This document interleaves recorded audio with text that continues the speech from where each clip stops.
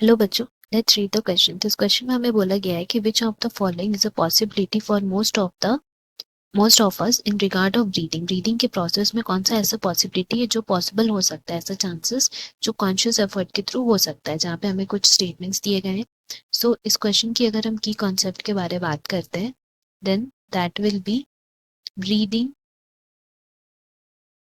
Mechanisms in humans.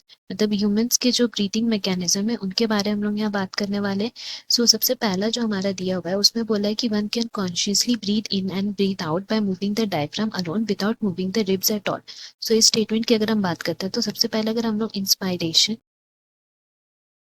And expiration process जो हमारा होता है बॉडी में उसके बारे में जानते हैं। सो उसमें हम लोग जानते हैं कि इंस्पायरेशन में हम लोग एयर को इनहेल करते हैं, एक्सपायरेशन में एयर को एक्सहेल करते हैं।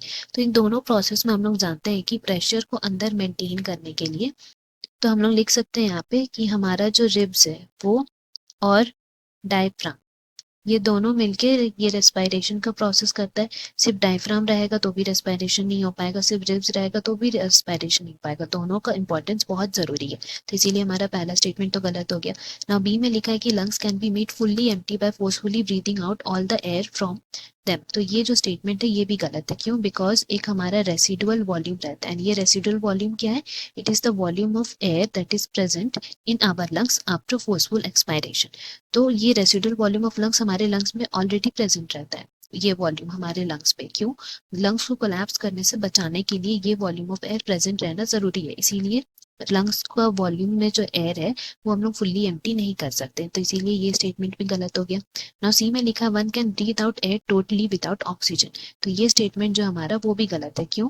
बिकॉज अगर हम लोग परसेंट ऑफ ऑक्सीजन की बात करें तो ये इसका ही बस डिफरेंट रहता है, क्योंकि अगर हम लोग जब इंस्पायर करते हैं तो उस समय परसेंट ऑफ ऑक्सीजन मोर रहता है एज कम्पेयर टू वो परसेंट ऑफ ऑक्सीजन जो हम लोग एक्सपायर करते हैं। तो एक्सपायर जब हम लोग करते हैं दैट इज एक्सपायरेशन प्रोसेस, तो उसमें हम लोग जानते हैं कि मेनली हम लोग क्या एक्सपायर करते हैं CO2, बट उसके साथ कुछ अमाउंट ऑफ ऑक्सीजन भी प्रेजेंट रहता है, लेकिन उसका परसेंटेज बहुत कम रहता है।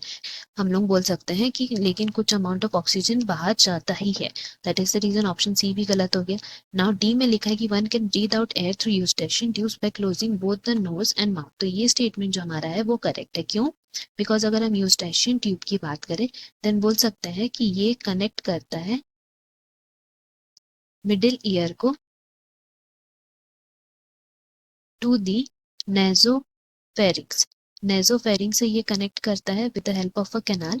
तो जिस वजह से क्या होता है कि जब कभी भी हम लोग अगर हमारा नोज और माउथ दोनों को बंद भी कर लेंगे तो हम लोग यूस्टेशन ट्यूब के थ्रू ब्रीद आउट कर सकते हैं। ये खासकर तब हम लोग का पॉसिबल रहता है जब हम लोग अंडर वाटर रहे एंड कोई ऑक्सीजन सपोर्ट सिस्टम नहीं रहे, तो उस समय नोज एंड माउथ हम लोग बंद करके वहां से भी रिस्पायर होता है थोड़ा बहुत। तो इसीलिए हम लोग बोल सकते हैं कि हमारा ऑप्शन डी करेक्ट है। Hope you have understood. Best of luck. Thank you.